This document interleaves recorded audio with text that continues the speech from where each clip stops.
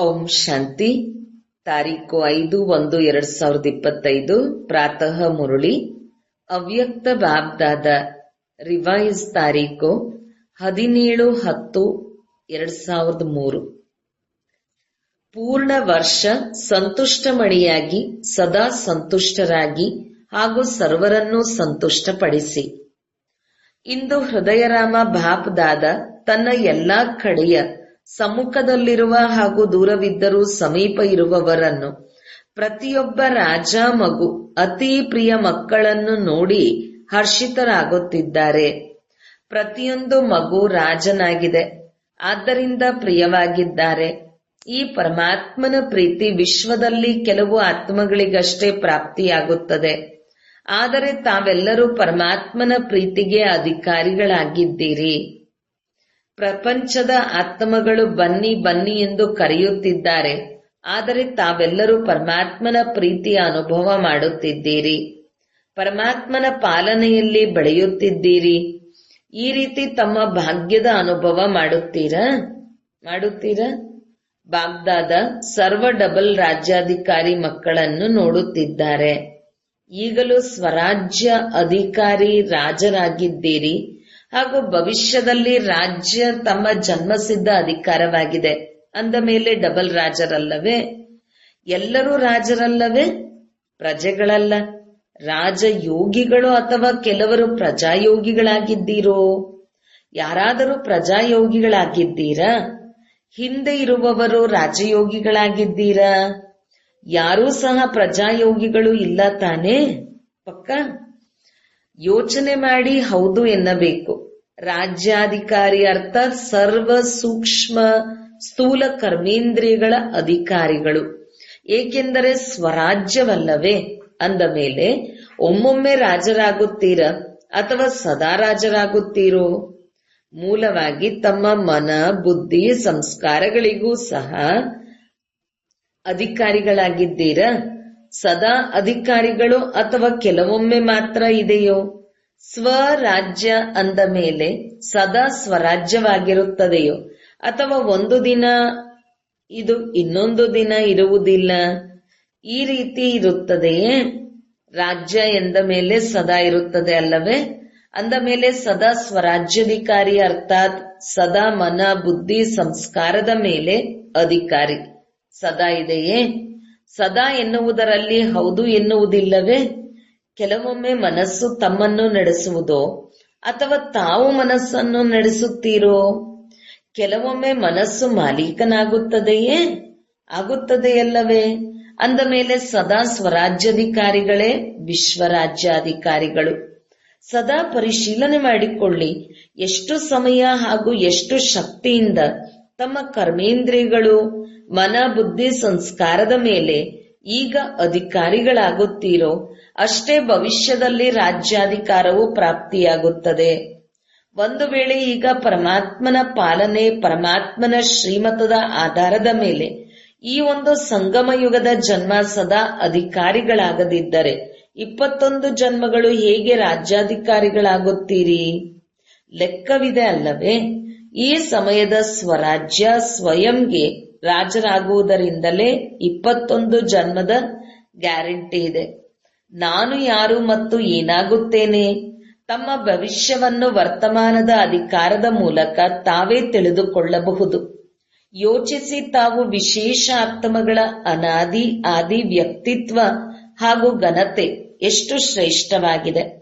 ಅನಾದಿ ರೂಪದಲ್ಲಿಯೂ ನೋಡಿ, ಯಾವಾಗ ತಾವು ಆತ್ಮಗಳು ಪರಮಧಾಮದಲ್ಲಿರುತ್ತೀರಿ ಆಗ ಎಷ್ಟೊಂದು ಹೊಳೆಯುತ್ತಿರುವ ಆತ್ಮಗಳಾಗಿ ಕಾಣಿಸುತ್ತೀರಿ. ಆ ಹೊಳಪಿನ ಘನತೆ, ವ್ಯಕ್ತಿತ್ವ ಎಷ್ಟು ದೊಡ್ಡದಿದೆ ಕಾಣಿಸುತ್ತದೆಯೋ? ಹಾಗೂ ತಂದೆಯ ಜೊತೆ ಜೊತೆ ಆತ್ಮರೂಪದಲ್ಲಿ ಇರುತ್ತೀರೋ? ಸಮೀಪವೂ ಇರುತ್ತೀರಿ. ಹಾಗೆ ಆಕಾಶದಲ್ಲಿ ಕೆಲವು ನಕ್ಷತ್ರಗಳು ಬಹಳ ಹೊಳೆಯುತ್ತಿರುತ್ತದೆಯಲ್ಲವೇ? ಹಾಗೆಯೇ ತಾವು ಆತ್ಮಗಳು ಸಹ ವಿಶೇಷವಾಗಿ ತಂದೆಯ ಜೊತೆ ಹಾಗೂ ವಿಶೇಷವಾಗಿ ಹೊಳೆಯುತ್ತಿರುವಂತಹ ನಕ್ಷತ್ರಗಳಾಗಿರುತ್ತೀರಿ. ಪರಮಧಾಮದಲ್ಲಿಯೂ ಸಹ ತಾವು ತಂದೆಯ ಸಮೀಪವಿದ್ದರೆ ಮತ್ತೆ ಆದಿ ಸತ್ಯಯುಗದಲ್ಲಿಯೂ ಸಹ ತಾವು ದೇವಾತ್ಮಗಳ ವ್ಯಕ್ತಿತ್ವ ಹಾಗೂ ಘನತೆ ಎಷ್ಟು ಶ್ರೇಷ್ಠವಾಗಿದೆ. ಇಡೀ ಕಲ್ಪದಲ್ಲಿ ನೋಡಿ ಧರ್ಮಾತ್ಮರು, ಮಹಾತ್ಮರು, ಧರ್ಮಪಿತರು, ನೇತಾರರು ಯಾರೆಲ್ಲ ಇದ್ದು ಹೋಗಿದ್ದಾರೆ, ಅವರಾರಿಗೂ ತಾವು ಸತ್ಯಯುಗದಲ್ಲಿ ದೇವಾತ್ಮಗಳಿಗೆ ಇಂತಹ ವ್ಯಕ್ತಿತ್ವ ಇಲ್ಲ. ತಮ್ಮ ದೈವ ಸ್ವರೂಪದ ಸಮ್ಮುಖದಲ್ಲಿ ಬರುತ್ತಿದ್ದೀಯಲ್ಲವೇ? ಬರುತ್ತಿದ್ದೀಯೋ ಅಥವಾ ನಾವು ಆಗುತ್ತೇವೆಯೋ ಅಥವಾ ಇಲ್ಲವೋ? ಪಕ್ಕ ತಾನೆ. ಹಿಂದೆ ಇರುವವರು ಪಕ್ಕ ತಮ್ಮ ದೇವಸ್ವರೂಪವನ್ನು ಮುಂದೆ ತನ್ನಿ ಮತ್ತು ನೋಡಿ. ವ್ಯಕ್ತಿತ್ವ ಮುಂದೆ ಬಂತೆ. ಎಷ್ಟು ಘನತೆ ಇದೆ. ಪ್ರಕೃತಿಯೂ ಸಹ ವ್ಯಕ್ತಿತ್ವ ಇರುವಂತದ್ದಾಗುತ್ತದೆ. ಪಕ್ಷಿ, ವೃಕ್ಷ, ಹೂವು, ಹಣ್ಣು ಎಲ್ಲವೂ ರಾಯಲ್. ಸರಿ, ಮತ್ತೆ ಕೆಳಗೆ ಬನ್ನಿ. ಅಂದ ಮೇಲೆ ತಮ್ಮ ಪೂಜ್ಯ ರೂಪವನ್ನು ನೋಡಿದ್ದೀರಾ? ತಮ್ಮ ಪೂಜೆ ಆಗುತ್ತದೆ. ಡಬಲ್ ವಿದೇಶಿಗಳು ಪೂಜ್ಯರಾಗುತ್ತೀರೋ, ಭಾರತದವರು ಪೂಜ್ಯರಾಗುತ್ತೀರೋ? ತಾವು ದೇವಿ ದೇವತೆಗಳಾಗುತ್ತೀರಾ? ಸೊಂಡಿಲು ಇರುವ ಬಾಲ ಇರುವವರಲ್ಲ. ದೇವಿಯರು ಸಹ ಆ ಕಾಳಿ ರೂಪವಲ್ಲ. ಆದರೆ ದೇವತೆಗಳ ಮಂದಿರದಲ್ಲಿ ನೋಡಿ, ತಮ್ಮ ಪೂಜ್ಯ ಸ್ವರೂಪದ ಎಷ್ಟೊಂದು ಘನತೆ ಇದೆ, ಇಷ್ಟೊಂದು ವ್ಯಕ್ತಿತ್ವ ಇದೆ. 4 ಅಥವಾ 5 ಅಡಿಯ ಮೂರ್ತಿಗೆ ಎಷ್ಟು ದೊಡ್ಡ ಮಂದಿರವನ್ನು ಮಾಡುತ್ತಾರೆ. ಇದು ಘನತೆ ಮತ್ತು ವ್ಯಕ್ತಿತ್ವ ಆಗಿದೆ. ವರ್ತಮಾನದಲ್ಲಿ ಪ್ರಧಾನಮಂತ್ರಿಯ ಅಥವಾ ರಾಜನ ಚಿತ್ರವನ್ನು ಮಾಡಿ ಬಿಸಿಲಿನಲ್ಲಿ ಇಡುತ್ತಾರೆ. ಆದರೆ ತಮ್ಮ ಪೂಜ್ಯ ಸ್ವರೂಪದ ವ್ಯಕ್ತಿತ್ವ ಎಷ್ಟು ದೊಡ್ಡದಾಗಿದೆ. ತಮ್ಮದು ಹೆಚ್ಚಲ್ಲವೇ? ಕುಮಾರಿಯರು ಕುಳಿತಿದ್ದೀರಲ್ಲವೇ? ತಮ್ಮದು ಘನತೆ ಇದೆಯಲ್ಲವೇ? ನಂತರ ಅಂತಿಮದಲ್ಲಿ ಸಂಗಮ ಯುಗದಲ್ಲಿಯೂ ಸಹ ತಾವೆಲ್ಲರ ಘನತೆ ಎಷ್ಟು ಶ್ರೇಷ್ಠವಾಗಿದೆ. ಬ್ರಾಹ್ಮಣ ಜೀವನದ ವ್ಯಕ್ತಿತ್ವ ಎಷ್ಟು ದೊಡ್ಡದಾಗಿದೆ. ಸ್ವಯಂ ಭಗವಂತನೇ ತಮ್ಮ ಬ್ರಾಹ್ಮಣ ಜೀವನದಲ್ಲಿ ವ್ಯಕ್ತಿತ್ವ ಹಾಗೂ ಘನತೆಯನ್ನು ತುಂಬಿದ್ದಾರೆ. ಬ್ರಾಹ್ಮಣ ಜೀವನದ ಚಿತ್ರಕಾರ ಯಾರು? ಸ್ವಯಂ ತಂದೆ. ಬ್ರಾಹ್ಮಣ ಜೀವನದ ವ್ಯಕ್ತಿತ್ವ ಘನತೆ ಯಾವುದು? ಪವಿತ್ರತೆ. ಪವಿತ್ರತೆಯೇ ಘನತೆಯಾಗಿದೆ. ಹೌದಲ್ಲವೇ? ಬ್ರಾಹ್ಮಣ ಆತ್ಮಗಳು ಯಾರೆಲ್ಲ ಕುಳಿತಿದ್ದೀರೋ ತಮ್ಮೆಲ್ಲರ ಪವಿತ್ರತೆಯೇ ಘನತೆಯಲ್ಲವೇ? ಹೌದು. ತಲೆ ಅಲುಗಾಡಿಸಿ. ಹಿಂದೆ ಇರುವವರು ಕೈ ಎತ್ತುತ್ತಿದ್ದಾರೆ. ತಾವು ಹಿಂದೆ ಇಲ್ಲ, ಸಮ್ಮುಖದಲ್ಲಿ ಇದ್ದೀರಿ. ನೋಡಿ, ದೃಷ್ಟಿ ಹಿಂದೆ ಹೋಗುತ್ತದೆ. ಹಿಂದೆ ಸಹಜವಾಗಿ ದೃಷ್ಟಿ ಹೋಗುತ್ತದೆ. ಅಂದ ಮೇಲೆ ಪರಿಶೀಲನೆ ಮಾಡಿಕೊಳ್ಳಿ. ಪವಿತ್ರತೆಯ ವ್ಯಕ್ತಿತ್ವ ಸದಾ ಇರುತ್ತದೆಯೇ? ಮನಸ್ಸ, ವಾಚ, ಕರ್ಮಣ, ವೃತ್ತಿ, ದೃಷ್ಟಿ ಹಾಗೂ ಕೃತಿ ಎಲ್ಲದರಲ್ಲಿಯೂ ಪವಿತ್ರತೆ ಇದೆಯೇ? ಮನಸ್ಸಿನ ಪವಿತ್ರತೆ ಎಂದರೆ ಸದಾ ಹಾಗೂ ಸರ್ವರ ಪ್ರತಿ ಶುಭ ಭಾವನೆ, ಶುಭ ಕಾಮನೆ. ಸರ್ವರ ಪ್ರತಿ ಆ ಆತ್ಮ ಹೇಗೆ ಇರಲಿ, ಆದರೆ ಪವಿತ್ರತೆಯ ಘನತೆಯ ಮನಸ್ಸು ಎಂದರೆ ಸರ್ವರ ಪ್ರತಿ ಶುಭ ಭಾವನೆ, ಶುಭ ಕಾಮನೆ, ಕಲ್ಯಾಣದ ಭಾವನೆ, ದಯೆಯ ಭಾವನೆ, ದಾತಾತನದ ಭಾವನೆ ಹಾಗೂ ದೃಷ್ಟಿಯಲ್ಲಿ ಸದಾ ಹಾಗೂ ಪ್ರತಿಯೊಬ್ಬರ ಬಗ್ಗೆ ಆತ್ಮಿಕ ಸ್ವರೂಪ ಕಾಣಬೇಕು ಹಾಗೂ ಫರಿಸ್ತಾ ರೂಪ ಕಾಣಿಸಬೇಕು. ಬಲೆ ಅವರು ಫರಿಸ್ತೆಗಳು ಆಗಿಲ್ಲ, ಆದರೆ ನನ್ನ ದೃಷ್ಟಿಯಲ್ಲಿ ಫರಿಷ್ಠಾ ರೂಪ ಹಾಗೂ ಆತ್ಮಿಕ ರೂಪವೇ ಇರಲಿ. ಹಾಗೂ ಕೃತಿ ಎಂದರೆ ಅರ್ಥ ಸಂಬಂಧ ಸಂಪರ್ಕದಲ್ಲಿ, ಕರ್ಮದಲ್ಲಿ ಬರಬೇಕು. ಅದರಲ್ಲಿ ಸದಾ ಸರ್ವರ ಪ್ರತಿ ಸ್ನೇಹ ಕೊಡಬೇಕು, ಸುಖ ಕೊಡಬೇಕು. ಬಲೆ ಬೇರೆಯವರು ಸ್ನೇಹ ಕೊಡಲಿ ಕೊಡದೇ ಇರಲಿ, ಆದರೆ ನನ್ನ ಕರ್ತವ್ಯವಾಗಿದೆ ಸ್ನೇಹ ಕೊಟ್ಟು ಸ್ನೇಹಿಗಳನ್ನಾಗಿ ಮಾಡುವುದು. ಸುಖ ಕೊಡಬೇಕು. ಸ್ಲೋಗನ್ ಇದೆಯಲ್ಲವೇ, ದುಃಖ ಕೊಡಬೇಡಿ, ದುಃಖವನ್ನು ಪಡೆಯಬೇಡಿ. ಕೊಡಲೂ ಬಾರದು, ಪಡೆಯಲೂ ಬಾರದು. ನೀಡುವವರು ತಮಗೆ ಕೆಲವೊಮ್ಮೆ ದುಃಖವೇ ಕೊಡಲಿ, ಆದರೆ ತಾವು ಅವರದನ್ನು ಸುಖದ ಸ್ಮೃತಿಯಿಂದಲೇ ನೋಡಿ. ಬಿದ್ದಿರುವವರನ್ನು ಬೀಳಿಸುವುದಲ್ಲ, ಬಿದ್ದಿರುವವರನ್ನು ಸದಾ ಮೇಲೆತ್ತಲಾಗುತ್ತದೆ. ಅವರು ಪರವಶರಾಗಿ ದುಃಖ ಕೊಡುತ್ತಿದ್ದಾರೆ, ಬಿದ್ದು ಹೋಗಿದ್ದಾರಲ್ಲವೇ? ಅಂದ ಮೇಲೆ ಅವರನ್ನು ಬೀಳಿಸಬಾರದು. ಇನ್ನಷ್ಟು ಹೊಡೆದು ಕೆಳಗೆ ಬೀಳಿಸುವುದಲ್ಲ, ಅವರನ್ನು ಸ್ನೇಹದಿಂದ ಮೇಲೆತ್ತಿ. ಅದರಲ್ಲಿಯೂ ಸಹ ಮೊದಲು ನಮ್ಮಿಂದಲೇ ಪ್ರಾರಂಭವಾಗಬೇಕು.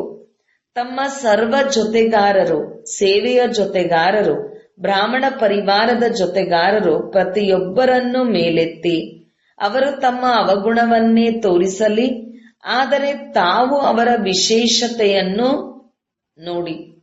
ನಂಬರ್ ವಾರ್ ಇದೆಯಲ್ಲವೇ? ನೋಡಿ, ನಿಮ್ಮ ನೆನಪಾರ್ಥ ಮಾಲೆ ಇದೆ. ಎಲ್ಲರೂ ಒಂದೇ ನಂಬರ್ನವರು ಇಲ್ಲ ತಾನೇ? 108 ನಂಬರ್ ಇದೆಯಲ್ಲವೇ? ನಂಬರ್ ವಾರ್ ಇದೆ, ಹಾಗೂ ಇರುತ್ತಾರೆ.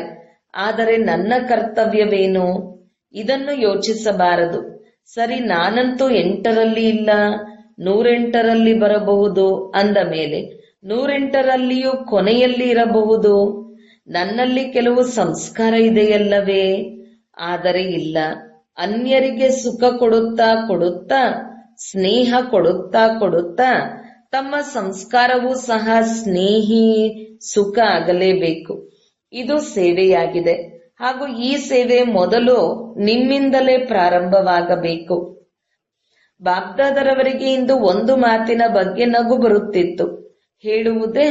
ನೋಡಿ, ನಿಮಗೂ ಸಹ ನಗು ಬರುತ್ತದೆ. ಬಾಬ್ದಾದ ಮಕ್ಕಳ ಆಟವನ್ನು ನೋಡುತ್ತಾರಲ್ಲವೇ? ಬಾಬ್ದಾದ 1 ಸೆಕೆಂಡಿನಲ್ಲಿ ಕೆಲವೊಮ್ಮೆ ಯಾವುದಾದರೂ ಸೇವಾ ಕೇಂದ್ರದ ಟಿವಿಯನ್ನು ತೆರೆಯುತ್ತಾರೆ, ಕೆಲವೊಮ್ಮೆ ಯಾವುದೋ ಸೇವಾ ಕೇಂದ್ರದ, ಕೆಲವೊಮ್ಮೆ ವಿದೇಶದ, ಕೆಲವೊಮ್ಮೆ ಭಾರತದ ಸ್ವಿಚ್ ಆನ್ ಮಾಡುತ್ತಾರೆ. ಇವರು ಏನು ಮಾಡುತ್ತಿದ್ದಾರೆ ಎಂದು ಗೊತ್ತಾಗಿ ಬಿಡುತ್ತದೆ. ಏಕೆಂದರೆ ತಂದೆಗೆ ಮಕ್ಕಳ ಜೊತೆ ಪ್ರೀತಿ ಇದೆ ಅಲ್ಲವೇ? ಮಕ್ಕಳು ಸಹ ಸಮಾನರಾಗಲೇಬೇಕು ಎಂದು ಹೇಳುತ್ತಾರೆ. ಪಕ್ಕಾ ತಾನೆ? ಸಮಾನರಾಗಲೇಬೇಕು. ಕುಮಾರಿಯರು ಸಮಾನರಾಗಬೇಕೇ? ಅಥವಾ ಡ್ರಾಮಾದಲ್ಲಿ ಏನಾದರೂ ಆಗಲಿ ಅದೇ ಸರಿ? ಇಲ್ಲ, ಸಮಾನರಾಗಬೇಕು. ಎಲ್ಲಾ ಕುಮಾರಿಯರು ಆಗಲೇಬೇಕು. ಸಾಯಬೇಕಾಗಿರಲಿ, ಏನೇ ಮಾಡಬೇಕಾಗಿರಲಿ, ಯೋಚಿಸಿ, ಕೈ ಎತ್ತಿ. ಸಾಯಬೇಕಾಗುತ್ತದೆ, ಬಾಗಬೇಕಾಗುತ್ತದೆ, ಸಹನೆ ಮಾಡಬೇಕಾಗುತ್ತದೆ, ಕೇಳಬೇಕಾಗುತ್ತದೆ ಎಂದೆಲ್ಲ ಯಾರು ತಿಳಿದುಕೊಂಡಿದ್ದೀರೋ ಅವರು ಕೈ ಎತ್ತಿ.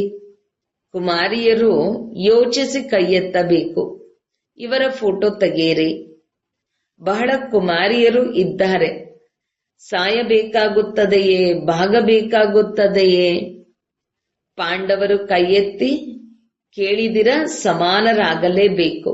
ಸಮಾನರಾಗದಿದ್ದರೆ ಮಜಾ ಬರುವುದಿಲ್ಲ. ಪರಮಧಾಮದಲ್ಲಿಯೂ ಸಹ ಸಮೀಪ ಇರುವುದಿಲ್ಲ. ಪೂಜ್ಯ ಆಗುವುದರಲ್ಲಿಯೂ ವ್ಯತ್ಯಾಸ ಆಗಿಬಿಡುತ್ತದೆ. ಸತ್ಯಯುಗದ ರಾಜ್ಯಭಾಗ್ಯದಲ್ಲಿಯೂ ವ್ಯತ್ಯಾಸ ಆಗಿಬಿಡುತ್ತದೆ. ಬ್ರಹ್ಮ ತಂದೆಯ ಜೊತೆ ತಮಗೆ ಪ್ರೀತಿ ಇದೆಯಲ್ಲವೇ? ಡಬಲ್ ವಿದೇಶಿಗಳಿಗೆ ಎಲ್ಲರಿಗಿಂತ ಜಾಸ್ತಿ ಪ್ರೀತಿ.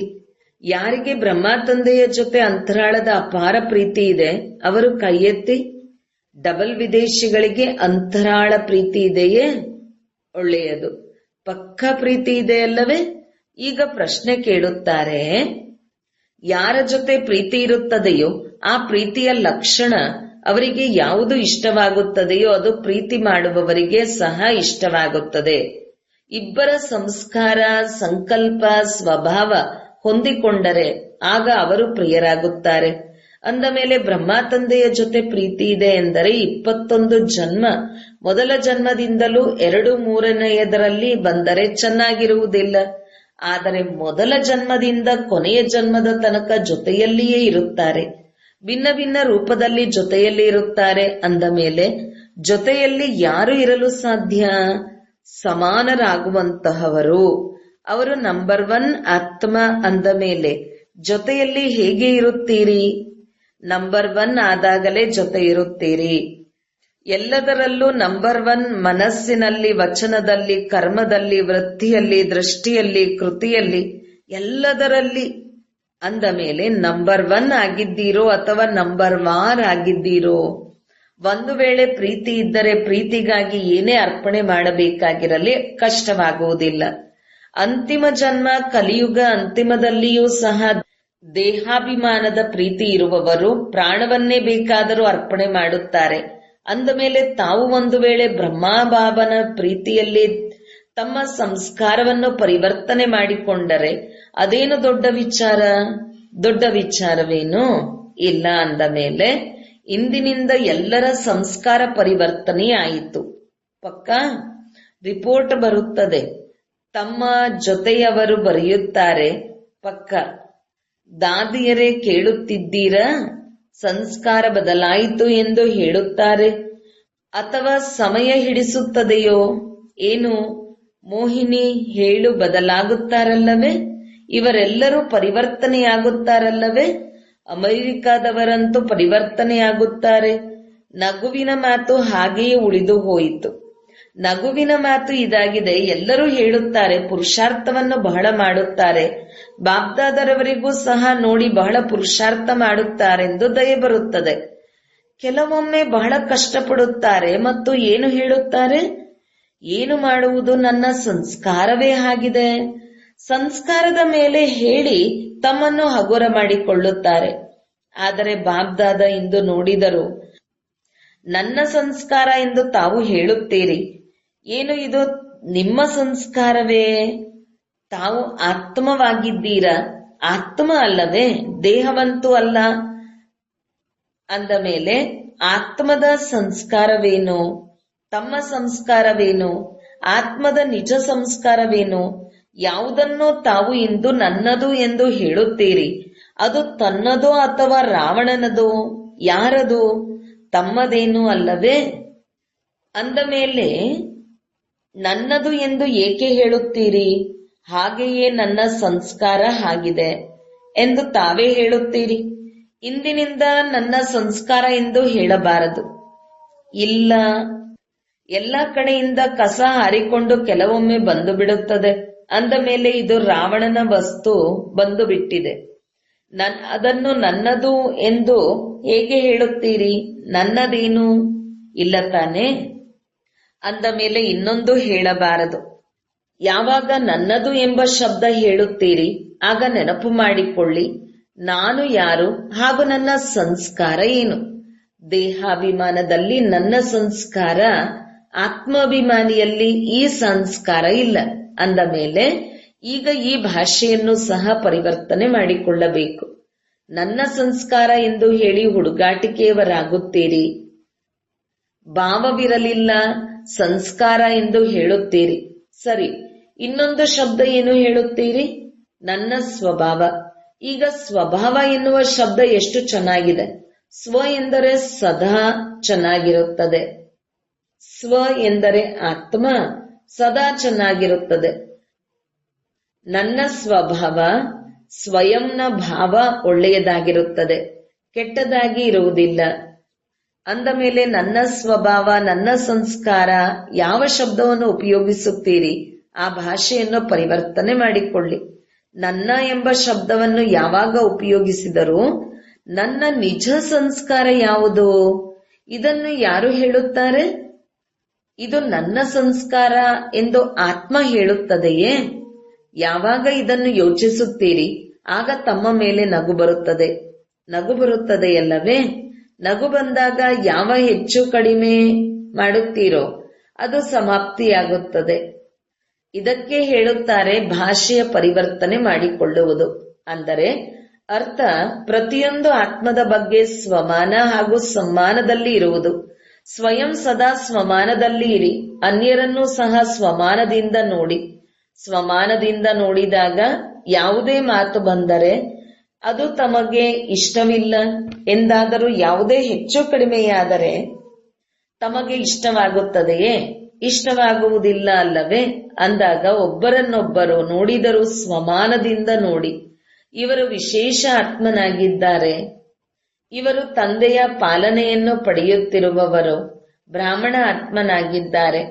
ಅವರು ಕೋಟಿಯಲ್ಲಿಯೂ ಕೆಲವರಲ್ಲಿಯೂ ಕೆಲವರಾದ ಆತ್ಮನಾಗಿದ್ದಾರೆ. ಕೇವಲ ಒಂದು ಮಾತನ್ನಾಡಿ, ಆದರೆ ತಮ್ಮ ನಯನಗಳಲ್ಲಿ ಬಿಂದುವನ್ನು ಸಮಾವೇಶ ಮಾಡಿಕೊಳ್ಳಿ ಸಾಕು. ಒಂದು ಬಿಂದುವಿನದಂತೂ ಆತ್ಮ ನೋಡುತ್ತೀರಿ, ಇನ್ನೊಂದು ಬಿಂದುವನ್ನು ಸಮಾವೇಶ ಮಾಡಿಕೊಂಡಾಗ ಏನೂ ಆಗುವುದಿಲ್ಲ. ಆದರೆ ಪರಿಶ್ರಮ ಪಡಬೇಕಾಗುವುದಿಲ್ಲ.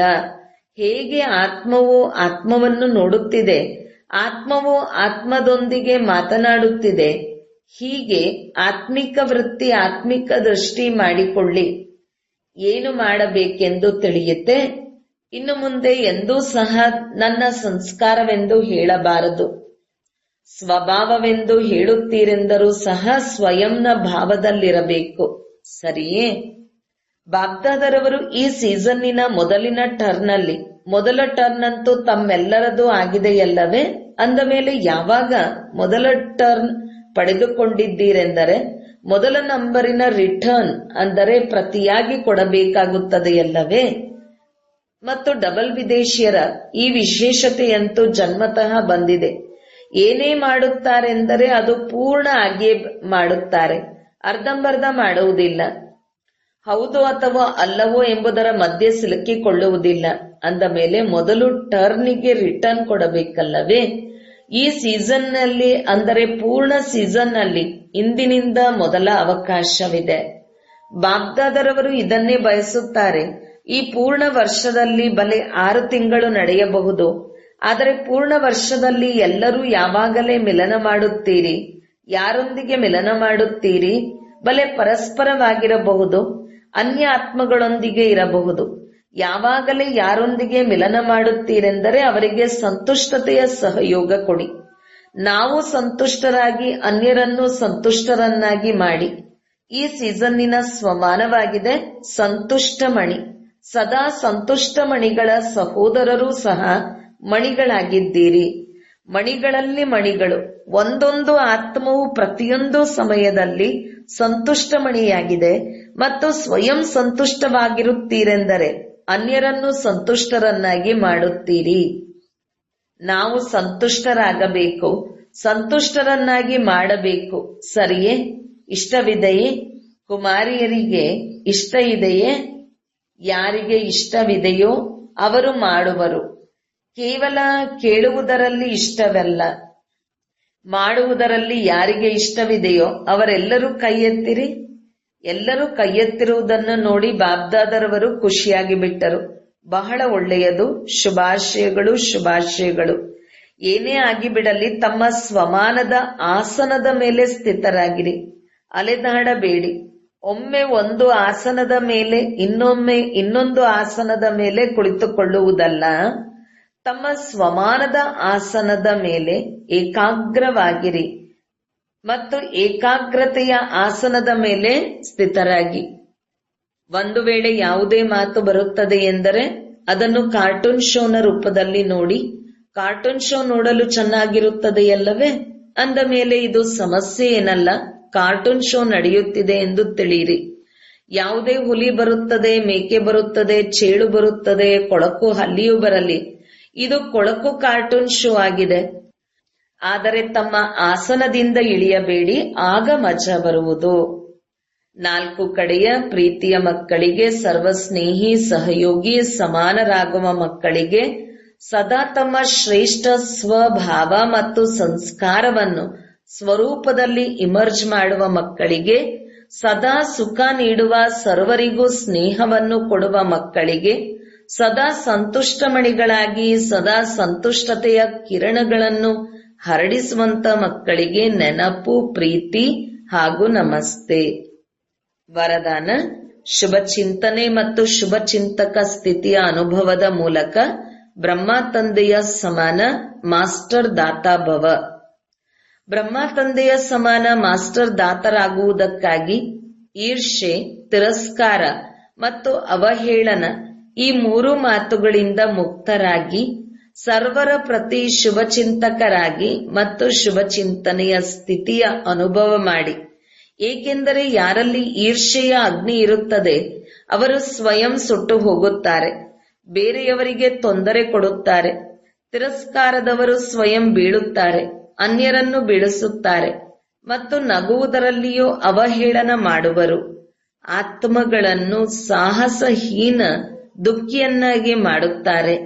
ಇದಕ್ಕಾಗಿ ಈ 3 ಮಾತುಗಳಿಂದ ಮುಕ್ತರಾಗಿ ಶುಭಚಿಂತಕ ಸ್ಥಿತಿಯ ಅನುಭವದ ಮೂಲಕ ದಾತನ ಮಕ್ಕಳು ಮಾಸ್ಟರ್ ದಾತರಾಗಿ.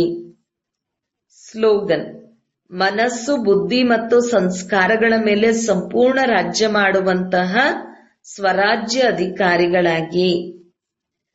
ತಮ್ಮ ಶಕ್ತಿಶಾಲಿ ಮನಸ್ಸಿನ ಮೂಲಕ ಸಕಾಶ್ ಕೊಡುವ ಸೇವೆಯನ್ನು ಮಾಡಿರಿ. ನೀವು ಬ್ರಾಹ್ಮಣ ಮಕ್ಕಳು ಬುಡವಾಗಿದ್ದೀರಿ. ಬುಡದಿಂದ ಇಡೀ ವೃಕ್ಷಕ್ಕೆ ಸಕಾಶ್ ತಲುಪುತ್ತದೆ. ಈಗ ವಿಶ್ವಕ್ಕೆ ಸಕಾಶ್ ಕೊಡುವವರಾಗಿದ್ದೀರಿ. ಒಂದು ವೇಳೆ 20 ಸೆಂಟರ್, 30 ಸೆಂಟರ್ ಅಥವಾ 250 ಸೆಂಟರ್ ಅಥವಾ ಝೋನ್ ಇದು ಬುದ್ಧಿಯಲ್ಲಿದ್ದರೆ ಬೇಹದ್ದಿನಲ್ಲಿ ಸಕಾಶ್ ಕೊಡಲು ಸಾಧ್ಯವಿಲ್ಲ. ಇದಕ್ಕಾಗಿ ಹದ್ದಿನಿಂದ ಹೊರಬಂದು ಬೇಹದ್ ಸೇವೆಯ ಪಾತ್ರ ಆರಂಭ ಮಾಡಿ. ಬೇಹದ್ದಿನಲ್ಲಿ ಹೋಗುವುದರಿಂದ ಹದ್ದಿನ ಮಾತುಗಳು ಸ್ವತಃವಾಗಿ ಬಿಟ್ಟು ಹೋಗುತ್ತದೆ. ಬೇಹದ್ದಿನ ಸಕಾಶದಿಂದ ಪರಿವರ್ತನೆಯಾಗುತ್ತದೆ. ಇದು ಫಾಸ್ಟ್ ಸೇವೆಯ ಫಲಿತಾಂಶವಾಗಿದೆ. ಓಂ ಶಾಂತಿ.